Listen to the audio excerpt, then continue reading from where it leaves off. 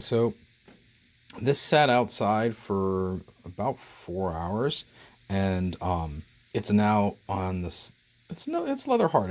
It's a little soft leather hard, but it's leather hard, and it's definitely durable and strong. And it's at a great place where I can really clean up some of the lumps and the bumps. And a good tool to do that with is that aluminum rib. Make sure that it's clean though, because if all these little dry chunks will actually scratch your pot. So make sure it's clean. And then, go with the contours and get rid of the high points. And the nice thing about cleaning it leather hard is you're not putting any more additional marks into the clay, or less than you would at plastic.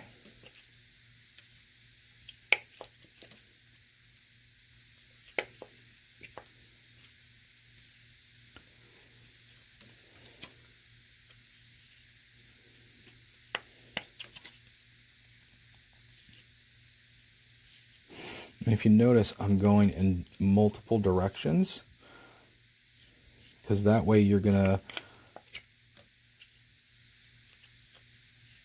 get rid of all the high spots and ones that are hard to see. And if you have a really big low spot, you can always backfill by slipping and scoring. Putting a new piece of clay in there.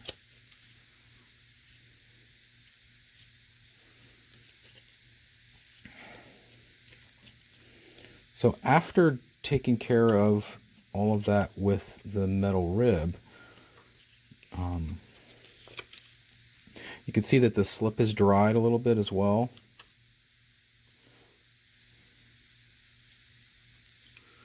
Which is good. I'm going to clean that up in a second.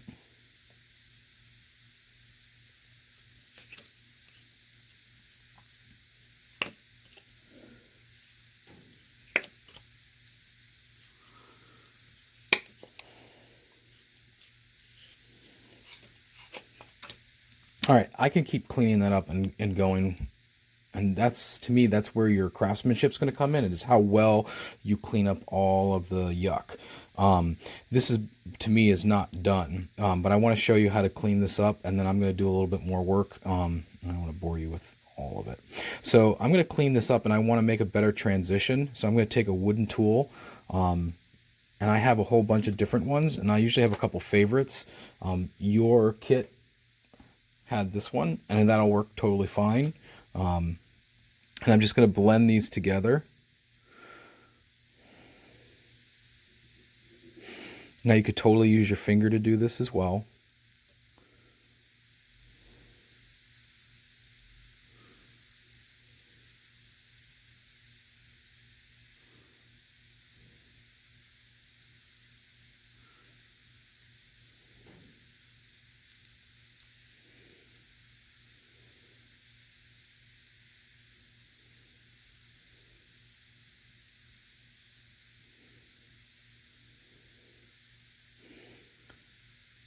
Now the most important thing that we have to remember to do is we have to poke a hole in this, because right now this is a clay balloon, right? There's no air coming in or out, which was great when it was plastic and it was kind of squishy.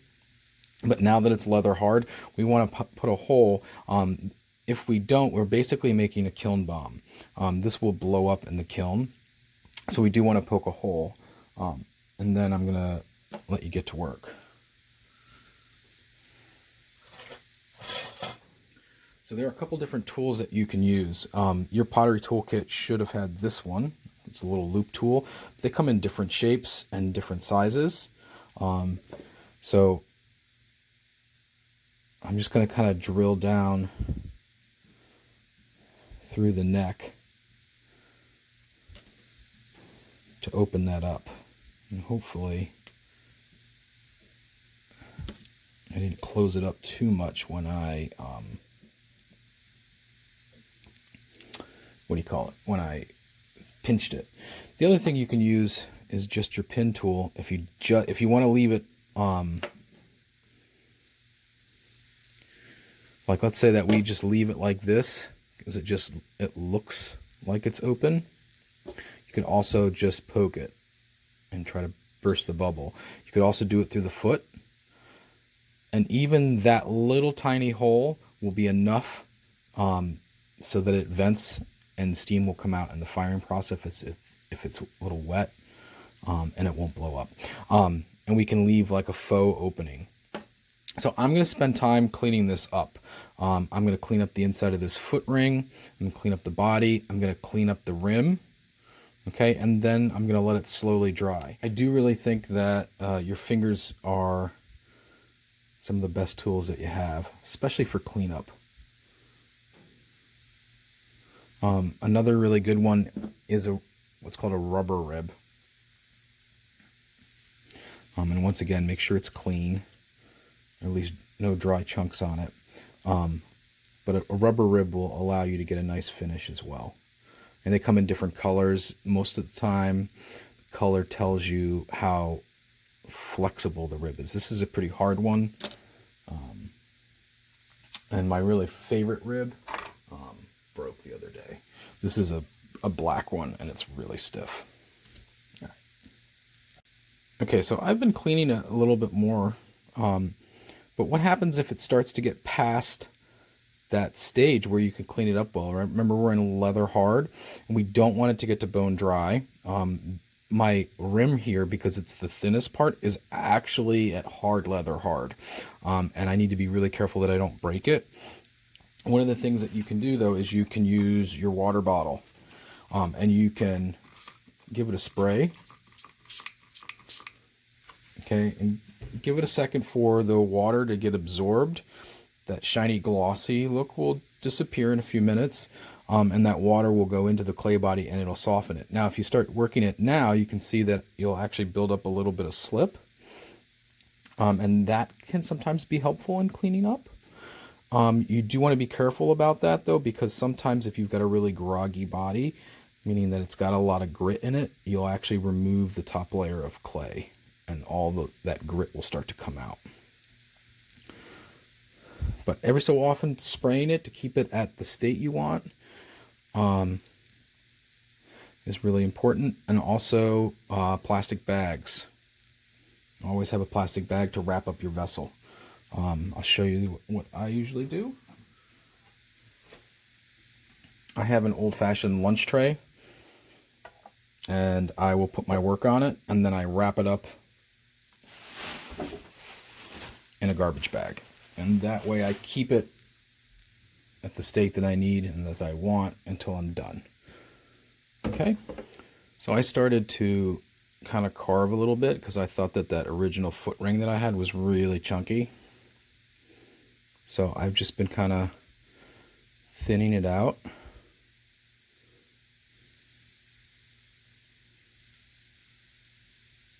And trying to make it as symmetrical as I can. I mean, it's not easy. And then I'll just smooth this over.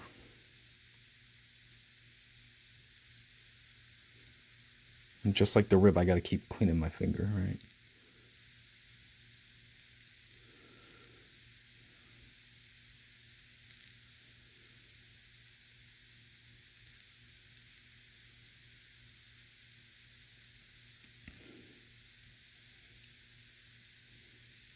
There are Japanese artists who do amazing work by hand, and they make it so seemingly perfect that it looks like it's thrown on a potter's wheel, but it's completely hand built.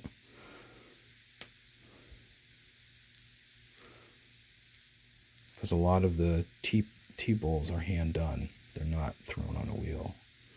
And some are really funky, you can tell, and some are really just spot on perfect. All right, so that's close. Most important thing that you're going to do when you make your work is sign your name. You need to do that. You can use your initials. You can come up with a stamp that you can make. I've made a stamp of an M for Michael. And I like to stamp my work, so everybody knows that's me. But it's really important that you do that, because you're going to forget what your stuff looks like. I know that seems hard to believe, but in the visual clutter of a studio, and the fact that you're going to have to get some place to fire your work, they're not going to know your work at all. And your mark is what's going to tell them all of this is yours. And it's the only way it's going to ever get back to you. So you have to have your name on it. And if you don't turn in a picture with your name on the bottom of your pot, then you're going to lose a letter grade, because it really is that important. And it would be that important if we were face-to-face in class anyway. But I think I'm pretty much done. I mean, it's close. It's not perfect. I do need to clean this up and make that look a little bit nicer, so I got to get in there with this tool. So that's the last thing I'm going to do, but I think you get the idea.